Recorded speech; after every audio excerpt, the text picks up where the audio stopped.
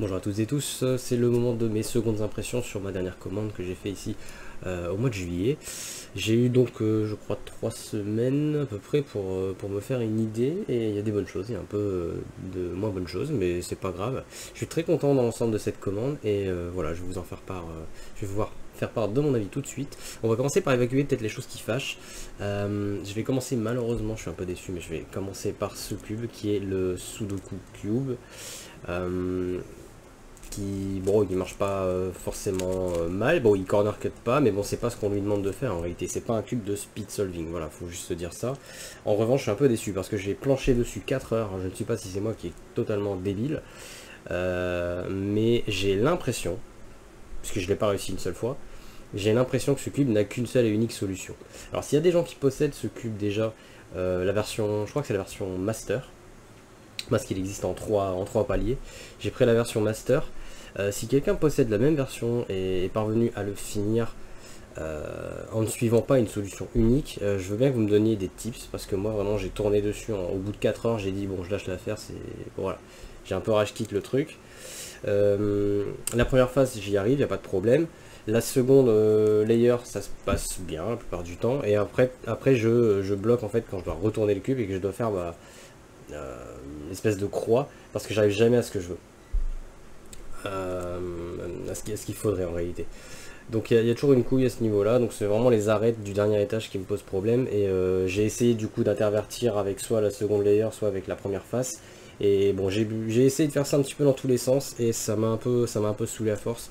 Donc j'en ai conclu qu'il n'y avait qu'une seule et unique solution.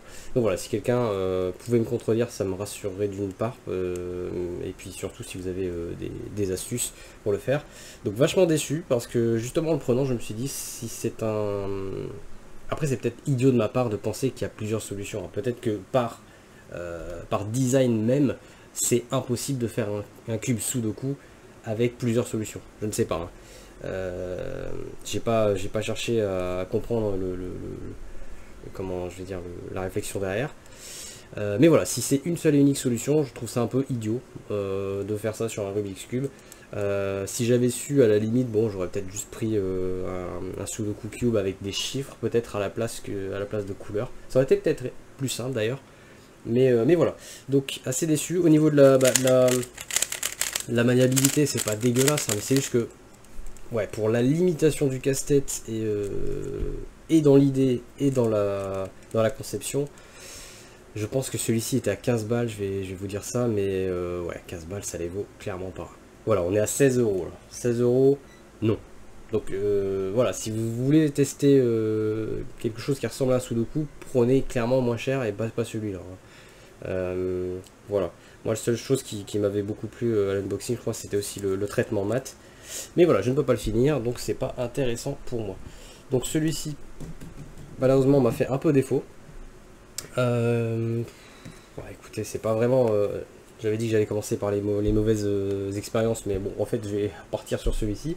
Très cool ce puzzle, très cool. Bon, je l'ai pas fait non plus 10 000 fois, hein. Le but, c'est même pas de le speed solver. C'est même d'ailleurs peut-être son seul défaut, c'est qu'il est pas... Le grip est pas... comment dire, il n'y a pas d'endroit pour... voilà. C'est con à dire, mais il est trop rond. Il est trop rond. Donc il est très bien fichu. Hein. On peut tabler là-dessus en se disant que c'est vraiment de la bonne... il y a une bonne qualité au niveau de la production. C'est vraiment fun, sur un bel objet. Je veux dire, qui sert peut-être plus à décorer qu'à faire... qu'à résoudre. Pour ce qui est de la résolution, c'est simplement c'est un 3x3 sans les quoi. Voilà, vous avez que les arêtes. Donc c'est pas bien compliqué, c'est pas sorcier du tout à faire. En revanche, là encore, on n'est pas du tout sur du matériau de speed solving. Il n'y a pas le potentiel pour ça, il n'y a pas le grip, il n'y a pas les outils, il n'y a pas de corner cutting d'ailleurs, j'ai pas essayé, mais... non, il n'y en a pas. Mais voilà, je vais pas m'étendre très longtemps sur ce casse-tête, c'était surtout parce que la forme m'intriguait, puis je voulais savoir un peu comment ça se résolvait. C'est assez facile à faire, c'est de très bonne facture. Celui-ci c'est un... que je dise pas de bêtises, on est sur un Chi, il s'appelle le Chi Tori Cube. Voilà, et ça coûte 10 balles. Peut-être un petit peu chéros pour le, comment dire, la replay value on va dire, mais... Mais bon, voilà, après c'est un très bel objet, c'est le genre de truc qui pourrait clairement être exposé. Donc pas déçu du tout de ce point de vue là. Ensuite on va repartir sur un truc décevant, comme ça je l'évacue tout de suite. Bon, j'avais déjà fait part de mes premières impressions à l'unboxing, de mes premières craintes. Le YJ à Paris. À Paris. What the fuck. Il n'est pas intrinsèquement mauvais. Seulement, il arrive mais 1000 ans après la guerre. Je ne sais pas du tout qui a décidé que c'était une bonne idée de sortir ce cube. Déjà au niveau du feeling, il fait très vieillot. Il est très très sharp, très square et très blocky. Je sais pas si ça vous parle ces termes-là. Mais clairement c'est un ovni à sortir maintenant. Je vois pas du tout l'intérêt. Je sais pas qui est sorti de sa grotte chez YJ et qui s'est dit bon bah on va faire un cube. Mais genre non quoi. Tu peux pas. Alors après sinon en termes de corner cutting il est là. En termes de speed il y a moyen de faire quelque chose. C'est juste que il n'est pas confortable à utiliser. Il n'y a aucun aspect qui est réellement plaisant. Il n'est pas suffisamment léger. Il n'a pas un design fou non plus à l'intérieur. Alors le système de setup, je me souviens plus ce que c'était. Ouais, bon, juste le système de setup est cool. Hein, par contre, la petite vis et puis les. Je sais plus où j'ai vu ça déjà. J'avais vu ce système là quelque part sur un autre cube. Donc ouais, on peut toujours lui louer ça. Hein, ça c'est vraiment le setup assez simple. Mais voilà. Sinon, en dehors de ça. Il est un chouïa au-dessus de ma moyenne. Quand je fais des solves avec, c'est pas la mort, tu vois. Si tu l'offres à quelqu'un, c'est pas non plus une catastrophe. Mais clairement, pour ce qu'il fait, il y a beaucoup mieux et probablement moins cher. Hein, parce que celui-là, il est à 16 balles aussi. Ça les vaut pas. Clairement, ça les vaut pas. Je vois pas ce qu'ils ont voulu faire en fait. Soi-disant, l'histoire du roulement à billes, tu le sens absolument pas. Il y a absolument zéro différence. C'est du bullshit marketing. Donc ne le prenez pas en pensant qu'il y a un intérêt. Moi je l'ai fait comme un con. Mais voilà, faut pas leur donner du crédit là-dessus, faut arrêter. Ils appellent ça le Speed Micro Actuator. C'est de la merde. Hein. C'est clairement... là j'ai vraiment l'impression, je ne sais pas, c'est soit un move très idiot de leur part, soit c'est vraiment des gros scammers qui ont essayé de gratter un petit peu sur l'ébullition du moment, si on peut appeler ça. Mais ouais, clairement, c'est pas à faire. Hein. Donc voilà, le YJ à Paris, c'est mauvais. C'est moyen. Faut pas dire mauvais complètement, parce que c'est pas non plus atroce à utiliser, mais ça a pas d'intérêt en fait. On va passer à la suite. Alors, un petit virage également avec le Mailong V2. Le Mailong V2 que j'ai sorti de la boîte qui m'a pas fait forte impression du tout. Et bon, bah après, tu le lubes, tu le setup. C'est toujours pas parfait, mais étrangement, il y a un truc qui m'a plu après setup et après entretien de l'objet. Et pour moi, il ressemble plus du tout à un Mailong V1. C'est assez particulier. Alors, je sais pas si c'est à cause du plastique, à cause de l'architecture, je ne sais pas. Il est très basique. Hein. Clairement, vous attendez pas un design de ouf. Puis je crois que... Alors, pour le setup, c'était comment déjà? C'est juste une vis. Donc voilà. En fait, c'est marrant parce qu'il me rappelle un peu effectivement les cubes d'antan, mais avec des aimants. Voilà, tout bêtement. Et j'ai une petite affection quand même pour ce cube finalement. Après setup, je trouvais quand même plutôt pas mal. Il fait un bruit assez relou, mais le feeling pour moi est là. À qui s'adresse ce cube? Je ne sais pas. Parce que pour moi c'est plus un accident qui me plaise. J'ai pas l'impression qu'il vise un public particulier. Je sais pas ce que cherche à faire ce V2 de Mailong. Pour moi il a pas réellement de raison d'exister puisqu'il apporte rien du tout sur le marché. Il n'y a pas de nouveau setup, il n'est pas plus stable qu'un autre. Il a une finition qui au premier abord peut rebuter, hein, comme je l'ai fait remarquer. Je sais pas d'où il sort, mais je suis pas mécontent de l'avoir. Voilà. Donc si vous avez de l'argent à garder, bah ne le prenez pas. Je vais dire tout simplement. Si vous voulez collectionner, ouais bah vous risquez péril. Hein. Je suppose que je peux pas vous dire ça va vous plaire. Hein. Moi c'est juste que bon, à l'unboxing je me suis dit ça va être vite rangé et en fait non, c'est addictif. Voilà. Je sais pas quoi vous dire dessus, sinon qu'il n'est pas indispensable clairement, mais moi c'est mon petit kiff. Je vais certainement pas l'utiliser des mois, à mon avis au bout d'un moment je vais le ranger, je vais en avoir marre. Mais voilà, comme quoi faut jamais se fier à l'unboxing, il faut toujours se donner le temps un peu de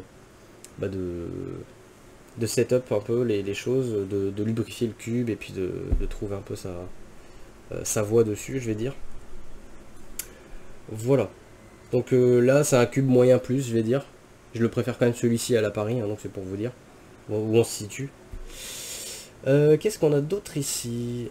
On va parler du Wave Rider de chez iTunes. Alors, il y a la mise au point auto qui casse les couilles.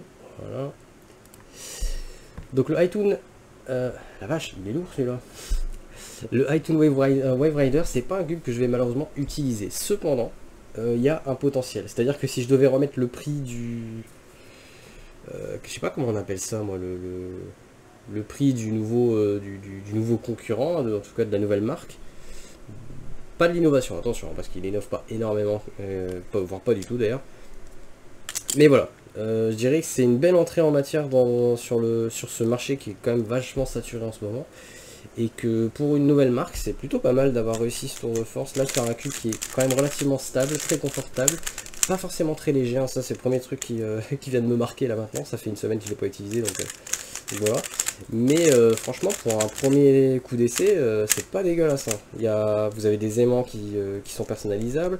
Le système de setup, il est quand même vachement lisible, je trouve, par rapport à la concurrence. Donc en fait, c'est un double anneau. En fait, vous avez une clé avec pour... je sais plus si je l'ai, voilà, vous avez une clé en plastique pour pouvoir le changer, enfin le tourner. Après, si vous avez perdu la clé, c'est pas grave, hein, il vous suffit d'un objet très très fin, ça marche aussi, j'ai pu l'expérimenter. Donc le setup est très simple, il est assez versatile, vous pouvez changer comment dire, modifier les aimants. Et non, franchement, c'est vraiment cool. Il faudrait que je me refasse une petite session dessus, mais ce que je vais retenir, c'est peut-être sa stabilité, sa maniabilité. Ça reste quelque chose de très contrôlable, de pas forcément... alors le poids est pas un problème en réalité, hein, je dis ça juste à titre d'information. Hein. Mais non, on est vraiment sur un bon premier essai d'une nouvelle marque, je vais dire, et j'espère que iTunes fera... comment dire, prendra les retours sérieusement. Je sais pas si...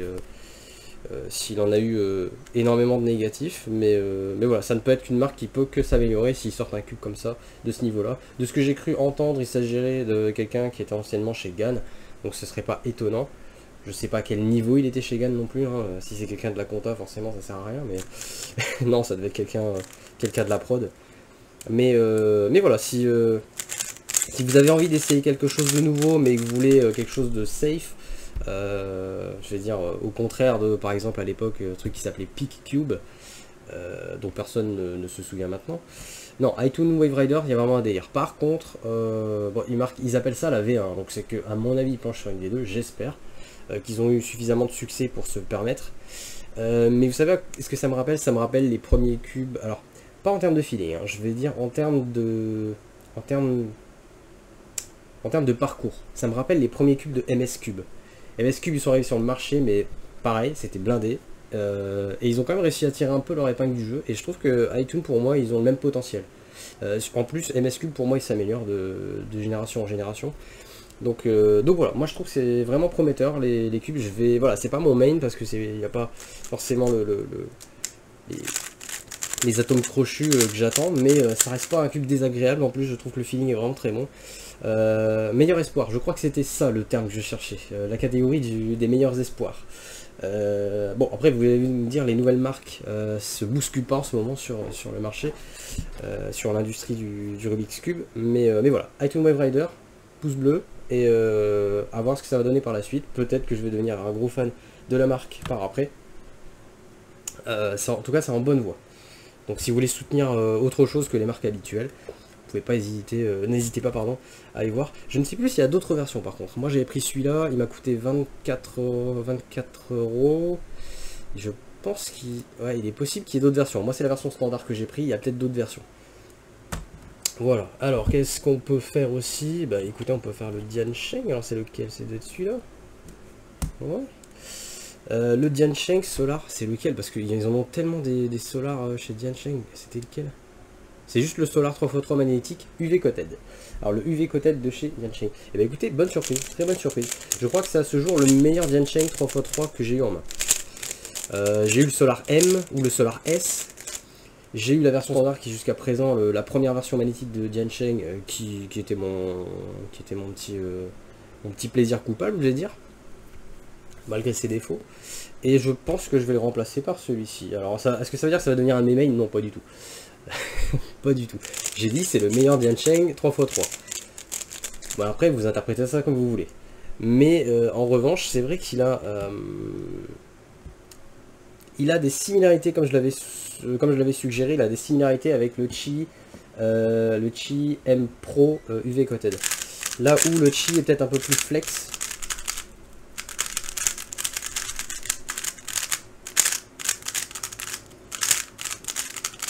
Un peu plus rapide. Le Diancheng est relativement plus raisonnable au niveau du contrôle. Après, je sais pas si on peut appeler ça plus raisonnable. Il est un peu moins flex, mais... alors c'est... comment je vais dire, en gardant en considération que moi j'ai retiré le ball core de mon Qi M UV Coated. Il est normalement, celui-ci arrive avec un ball core. Celui-ci n'en a pas, il me semble. Non. Donc on est sur deux cubes qui sont à architecture égale là actuellement dans mes mains. Bien sûr, à la vente, celui-ci a un ball core. Mais je vais dire à armes égales entre guillemets, je trouve le Diancheng plus stable. Je sais pas si ça parle, moins flex. Voilà. Mais du coup, pas désagréable à utiliser par rapport au Qi. Et non, franchement, je trouve que Diancheng est en train d'essayer, je pense, de rattraper son retard avec ce cube. Qui est pas dégueulasse du tout. Maintenant, Diancheng a jamais été un meneur. Ça a toujours été,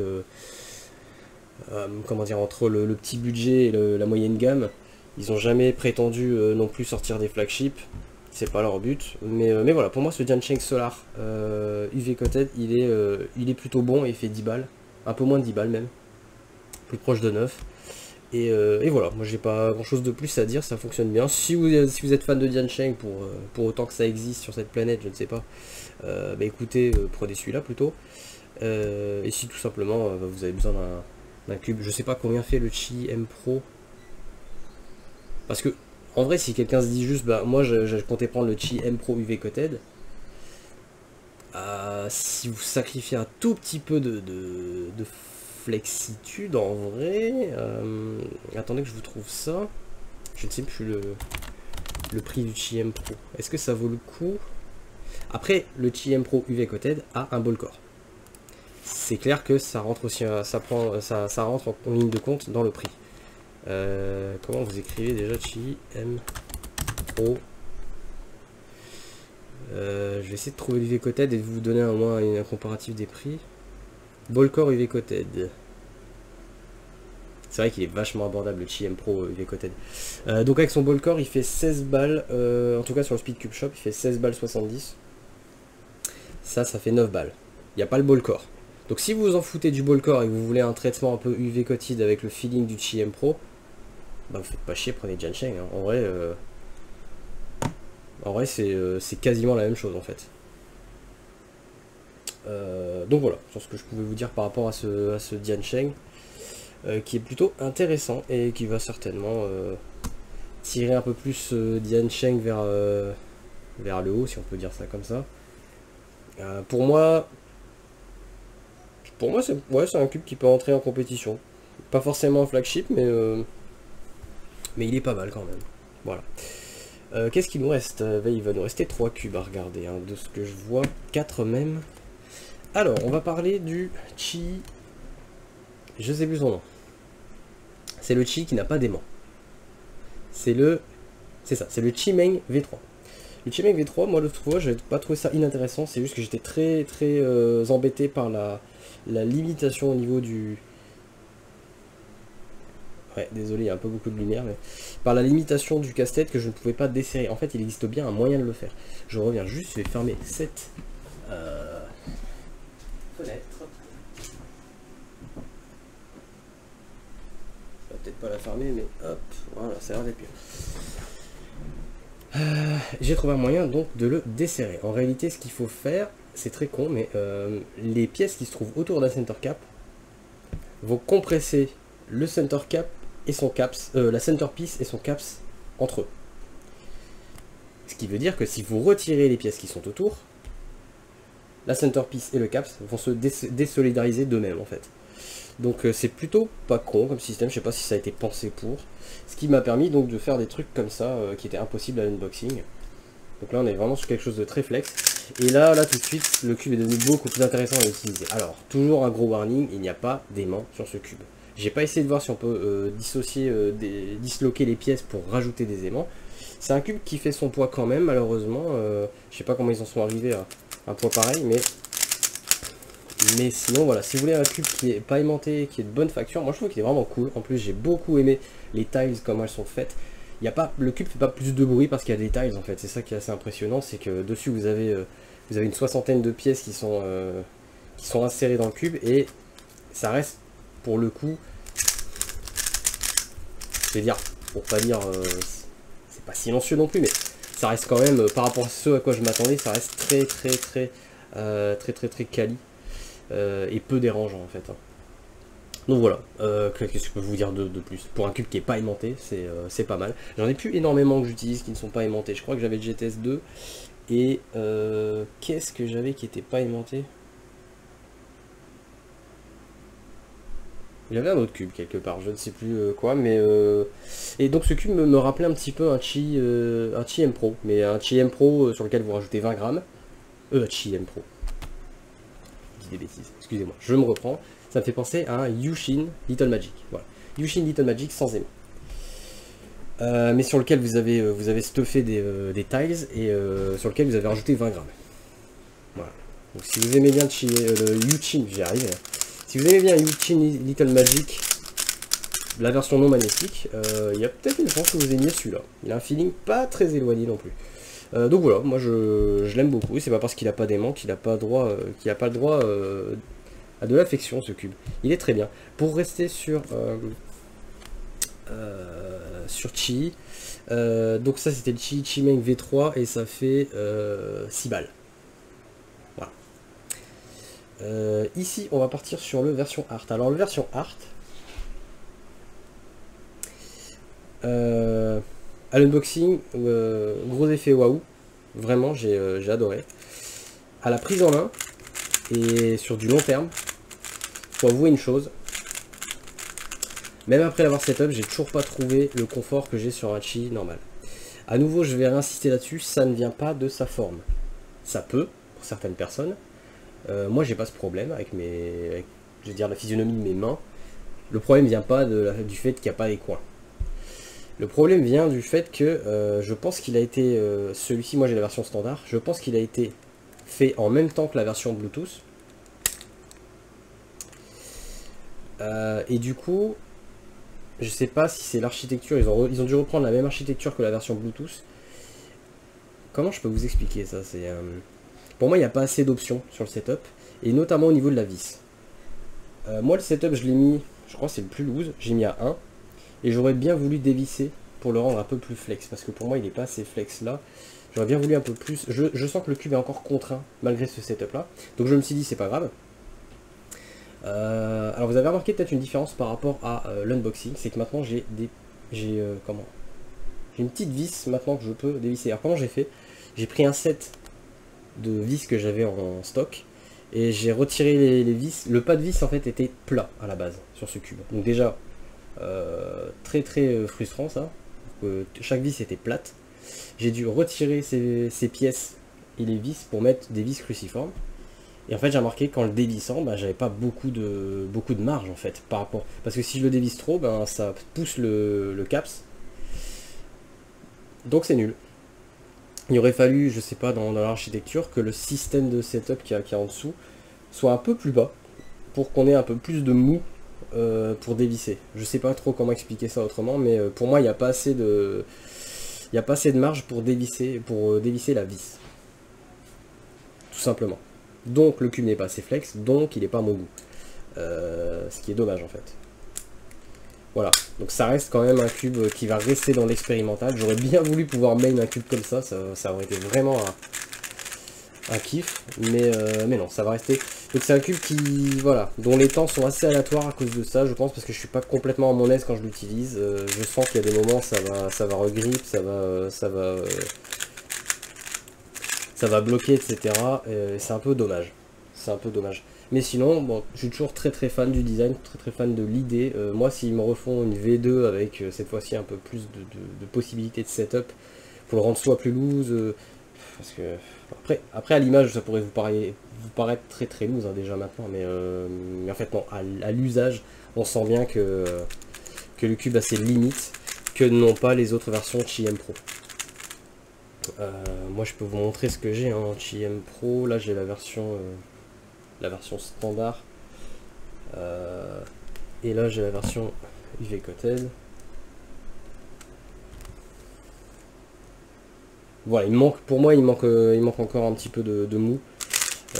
Sur le Chi UV Coated, on est bien flex, je l'avais dit, hein, sur celui-ci aussi, malgré que j'ai mis le ball core, il est complètement confortable à utiliser, et celui-là tout de suite. Voilà. Je suis jamais complètement confiant quand je l'utilise, en fait, c'est ça qui est un peu dommage, c'est que c'est plus un cube... C'est dommage qu'ils aient pris ça comme un cube esthétique, parce que pour moi, s'ils avaient pris exactement la même architecture que sur les précédents, qui n'était pas la même. Voilà, on était sur un système comme celui-ci. Hein. La vis est ici. Là, pour vous donner une idée, la vis, mais j'ai une marge. Je peux encore la dévisser 0,4 mm. Hein. Enfin, je peux encore la dévisser de 4 mm ici. Elle touche absolument pas le caps. C'est vraiment, ça se tient pas à grand chose, hein, mais je crois que c'est ça le problème sur ce cube là, malheureusement. Donc voilà, je suis malheureusement un peu mitigé. J'ai envie de dire, je suis quand même plus positif, mitigé positif que mitigé négatif, parce que j'aime beaucoup l'audace du fabricant, même si ça a l'air d'être pas grand chose, le cube il est quand même assez classe. Donc j'espère qu'ils vont essayer de rester dans cette dynamique là, peut-être nous proposer une V2 de la version Art, si un jour ça se fait. Et sinon nous filer des kits pour remplacer leur système de setup pourri là, pour pouvoir réajuster. Mais voilà, moi comme je l'ai dit, je pense que c'est dû au fait qu'ils ont réalisé en commun les pièces pour la version Bluetooth et cette version là, et peut-être qu'ils ont dû rajouter des puces dans la version Bluetooth, ce qui fait qu'ils ont rehaussé le système plus proche du center caps, et on en est arrivé là. Mais voilà. Pour ce que j'avais à dire sur ces cubes là, on va repartir sur maintenant le GAN 356 Voyager Edition, le 356 ME. Voilà, et bah écoutez, je pense que je vais pas faire forcément une grosse impression dessus, puisque je l'avais déjà ce cube techniquement parlant. Et qu'est-ce qui change sur celui-ci? Bah en réalité pas grand chose, hein, j'ai l'impression. C'est vraiment plus le design interne. Je voulais un peu avoir les internals blue, les magnettes rouges. À ceci près que sur cette version là je n'ai pas de défaut, c'est à dire que la version précédente j'avais des aimants qui bougeait un petit peu dans l'écran, j'ai dû le refixer, je l'ai même collé, il y a un autre aimant qui fait de la merde, il y a même un ressort qui fait du bruit, enfin bref, j'ai eu vraiment deux petites accroches pas très agréables sur la version précédente. Celui-ci il est parfait, pour l'instant en tout cas je touche du bois. Je sais pas s'il y a eu un changement d'architecture dessus, ou un changement de design pour l'améliorer, parce qu'il s'est pas passé non plus des mois et des mois entre les deux versions. Mais voilà, ça reste toujours un de mes chouchous all time. C'est pas celui sur lequel je vais faire les meilleures performances. Je vais être à mon average, d'accord. Mais je vais pas faire du 16-17 secondes toutes les semaines, quoi. Donc voilà, moi c'est celui que je préfère quand même, toujours à l'heure actuelle. Et qu'est-ce que je peux vous dire d'autre que si vous avez aimé le précédent, la version standard, vous aimerez la version Voyager. Maintenant, ce qui a un intérêt à la prendre réellement, je sais pas. Si comment vous avez eu des défauts sur la version précédente, peut-être qu'en prenant celui-ci, vous aurez une finition un peu plus poussée, un peu plus surveillée, je vais dire. Mais c'est tout ce qu'il y a à dire. En tout cas, je vais royalement l'utiliser à la place de l'original. L'original qui se trouve ici. Et j'arrive pas à faire autrement que d'entendre ce petit cliquetis. Vous n'allez pas l'entendre au micro, mais moi quand je le fais, je l'entends tout le temps. Un petit clic et un petit bruit de vis. Et c'est assez perturbant quand vous faites ça, parce que vous avez tendance à vous concentrer que là-dessus, c'est un peu dommage. Défaut que je n'ai plus sur la version Voyager. Donc ça c'est parfait pour moi, parce que c'était le cube que je préférais, et en plus il est dans un meilleur état qu'avant. Donc voilà. Donc ça c'est vraiment, si vous avez, je crois que c'est 25 ou 28 balles à acheter. C'était 28 euros la limite d'édition du Voyager. Et est-ce que je vous avais parlé du version Art? Il coûte combien le Art de chez Chi M Pro? Art Edition. Ouais, donc celui-là, 11 euros. Et enfin le dernier, et puis après j'arrêterai cette vidéo sur mes secondes impressions, on va partir sur le RS3 V5 qui m'a fait très très bonne impression. Je dois bien vous avouer qu'il m'a vraiment réconcilié avec avec les RS3. Alors j'étais pas en froid avec, hein, loin de là. Celui-ci me rappelle beaucoup le RS3M 2020, mais avec beaucoup plus de stabilité. On sent que c'est maîtrisé, il est plus léger, on lui fait faire vraiment ce qu'on veut. Par moment il est peut-être même un peu flex, faudrait peut-être que je le resserre un peu.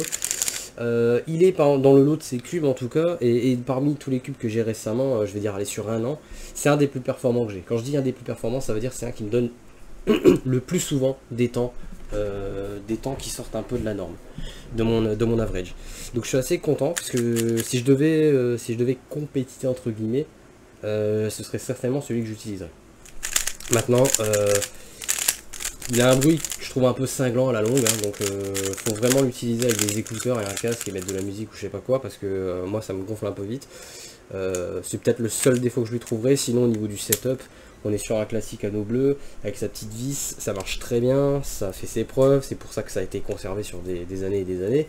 Le plastique il est mat pour l'instant, il va certainement se glossifier, mais j'ai rien à redire là-dessus. Les shades utilisés sont cool. Je sais pas vraiment trop quoi vous dire à part qu'il est très performant. J'ai pris la version standard, hein, donc j'ai pas de ball core ou de conneries du V-Coated ou je sais pas quoi dessus. C'est vraiment la version de base. Il coûte combien celui-là? Le RS3 MV5 qui fait... Ouais c'est ça, il fait 9 balles. Écoutez, pour 9 balles c'est assez balèze je trouve. D'arriver à rester sur une architecture aussi simple, hein, parce que même à l'intérieur je vous dis c'est pas la folie quoi. Je veux dire, il n'y a pas de ball core. On est sur du torpedo classique, ça réinvente pas la roue, mais il doit y avoir quelque chose dedans, peut-être des ajustements de taille qui fait que ça marche plutôt bien. Donc voilà, moi je suis très satisfait de cette version là. C'est pas que ça m'a réconcilié, c'est juste que ça m'a rapproché à nouveau de ces cubes là. Moi les RS3 je les ai un peu live ces dernières années. Et bon, bah c'est vrai que celui-ci a fait beaucoup parler de lui, hein, le V5. J'avais pris le Super RS3M, je crois, et bon, c'était cool, mais sans plus. Très stable, mais voilà, pas au point d'en devenir gaga. Celui-ci va peut-être trôner un petit peu dans ma sacoche, là, un moment, parce que c'est vrai que si je veux faire des temps, si je veux faire vraiment plutôt dans la performance, et jauger vraiment mes finger tricks et compagnie, ce sera vraiment le cube que je vais utiliser. Voilà. Je sais pas trop comment vous le vendre autrement. Mais c'est très bien ce qu'ils ont réussi à faire avec ce cube. Voilà, donc dans l'ensemble, comme dit, à part quelques déceptions, hein, le cube Sudoku, le Art Edition de Chi, voilà, un petit raté sur le design, le YG à Paris qui veut rien dire et qui a rien à faire là. Dans l'ensemble, plutôt une bonne commande. Donc le prix du nouvel espoir, on va sur iTunes Wave Rider. Peut-être le prix du design ou de l'innovation, je vais peut-être rester sur Chi, parce que Chi, malgré tout, ils ont trouvé un système de tiles qui fonctionne très bien, comme je l'ai dit, ça fait pas de bruit, c'est pas gênant. Ils ont essayé ce cube là qui a pas de coin, mais pour moi ça gêne pas. Leur version qui a pas d'aimant, franchement, elle est très très louable. Le prix de la performance pour cette commande, je le donnerai clairement au RS3 V5. Le prix de la finition... le prix petit coup de cœur, ça restera pour moi le Voyager de la version 356 ME, ô combien sous-estimé ou complètement ignoré par internet. Ce cube est génial, voilà, sachez-le. Et le prix du comeback, moi je voudrais bien le mettre à Diancheng, parce que pour moi c'est assez fort quand même ce qu'ils ont fait, malgré tout. Il est revenu un petit peu au niveau, je vais dire au niveau référence de ce qui se fait en speed solving, en speed cubing sur le marché. Donc très bien joué de leur part sur ce Solar UV Coated de chez Diancheng. Et puis je crois que c'est tout, hein. Voilà, je crois que c'est tout ce qu'il y avait à dire. Voilà, mais écoutez, je vais arrêter cette vidéo maintenant. J'ai pas prévu là, j'ai tout de suite, je vous avoue que va falloir attendre encore un moment avant qu'on ait quoi que ce soit pardon, d'intéressant pour la suite. Je vais regarder ma wishlist, mais je crois qu'elle était vraiment pas... Ouais. Combien ça coûte ça? Oh oui, c'est pas tout de suite, hein. J'avais les yeux sur un Mefferts, vous irez voir, hein, le Mefferts David Gear. C'est très joli, mais par contre ça coûte 40 balles, donc je pense qu'il va rester dans ma wishlist très longtemps. Jusqu'à ce qu'il soit abordable dans tous les cas. Sinon, j'ai pas vu ce qu'il y avait dans les nouveautés depuis que j'ai acheté mon cube. Il n'y a pas des trucs non plus. Je vois qu'il y a des soldes là sur le Speedcube Shop foncé. Hein, il y a des soldes qui sont intéressantes. En dehors de ça, j'ai pas vu de casse-tête qui me donne très envie. Donc je pense que j'ai vraiment ce qu'il me faut là pour l'année à venir. Et voilà, je sais pas trop ce que l'avenir nous réserve justement. J'ai toujours mes attentes. Et je suis toujours un peu partagé entre attendre et désespérer, je vais dire. Comme vous avez pu le voir, ça a mis du temps pour que je commande quoi que ce soit en 2024. Je ne compte plus rien acheter en 2024 et j'espère que 2025 aura quelques surprises hein, tout de même. On va attendre l'hiver parce que là c'est généralement le moment des annonces aussi. Donc voilà. Voilà. Probablement pas de vidéo avant peut-être Nouvel An ou quelque chose de cet ordre-là. Donc là-dessus, moi je vous souhaite, si vous êtes en vacances, de passer de très bons congés, de vous reposer, de vous ressourcer, d'essayer des trucs. Et puis moi, bah, je vous dis pas à bientôt. Hein. Honnêtement, je vais rester sincère là, mais je pense que il n'y aura pas de vidéo avant un moment, sauf surprise ou imprévu, hein, sait-on jamais.